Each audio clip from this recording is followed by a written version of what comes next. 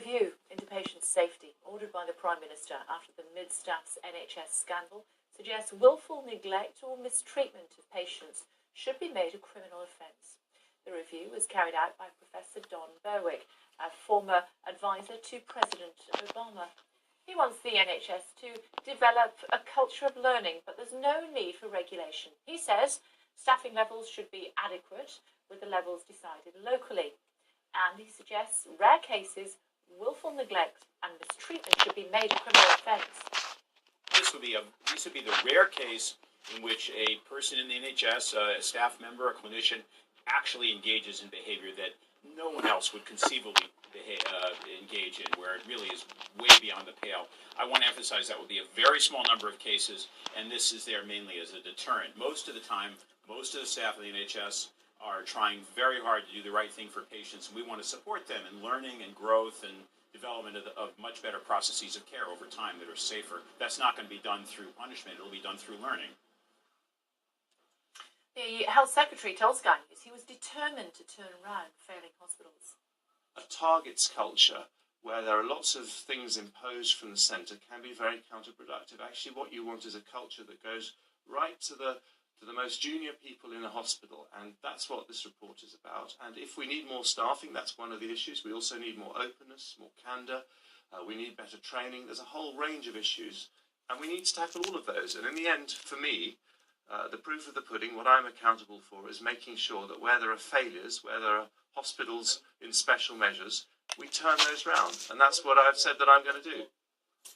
From now from South Ockenden in Essex by Dan Chappell, he started a campaign group after his mother died from a brain hemorrhage, which he says was not diagnosed in time. Hi, thanks for joining us on Sky News this afternoon. So you have personal experience of what can and does go wrong, and presumably those concerns are not just limited to necessarily a few hospitals. No, they're not just limited to a few hospitals. It seems to be across the board from what we understand. I mean, we are still hearing the same problems, similar problems that are still happening at Basildon Hospital, for instance. So personally, I feel that a level of candour or a computer system as Birmingham have implemented would really reassure people that things are being noticed real time, and this zero harm can be implemented real time. And I think that is really what needs to happen. As far as willful neglect is concerned and trying to make that a criminal offence, presumably you would very much support that, but also presumably it's going to be quite difficult to enforce. I imagine it would be very difficult to enforce, but there are, as we all know, a couple of people that probably do warrant this willful neglect from the Stafford Hospital, and I think they should be criminally accountable for their actions that they had. It's completely inexcusable what they did, and I'm sure there are others out there that need to be found out, and this will deter people from being willfully neglectful within hospitals. What about staffing levels? We heard the Health Secretary on Sunrise with Eamon Holmes this morning, Eamon pushing him quite hard on staffing levels, and he really didn't want to be drawn into it. Where are you on that? Well, I think it's quite a major issue personally. I understand that the hospital that I'm currently dealing with is Basildon Hospital, and they have a very high number of agency staff. Now, a large majority of those, or proposed large majority of those, will be from the Philippines and Spain. I'm not convinced that this is the correct stance to take on that matter.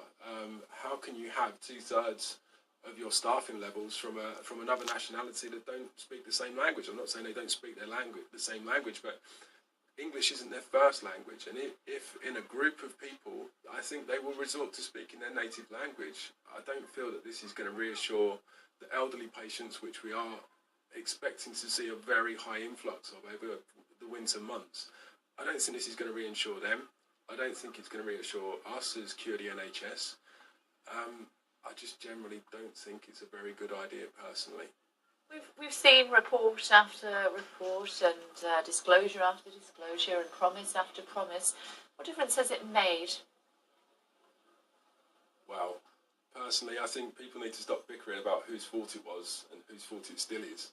But what really needs to be done is to implement some of these things from these numerous reports now. We're aware that some hospitals are in special measures. What are those special measures? What is being done right now to save people in those hospitals? I mean, we're aware of this week similar mistakes being made where people have lost their lives. It's thoroughly unacceptable. As as far as we're concerned. You know, if you had a live updating system as implemented in Birmingham and as we suggested to be implemented in Basildon, it would be completely apparent where your failings are. I mean, we can notice the same wards, the same doctors, nurses, etc., where, you know, a pattern of events or a similar pattern of events where these errors are occurring. If you have a live updating system like this, it's going to be completely apparent where those areas are, and you can tackle them immediately.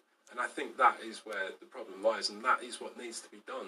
There's no real point talking about this for the next month or going through a complaints process for several months and then saying, you know, you're right, we could have done something about that, and since then we have made these changes. If this was a live updating system, the changes can be made immediately and potentially save people's lives immediately. How do you think your mum would feel about your campaigning?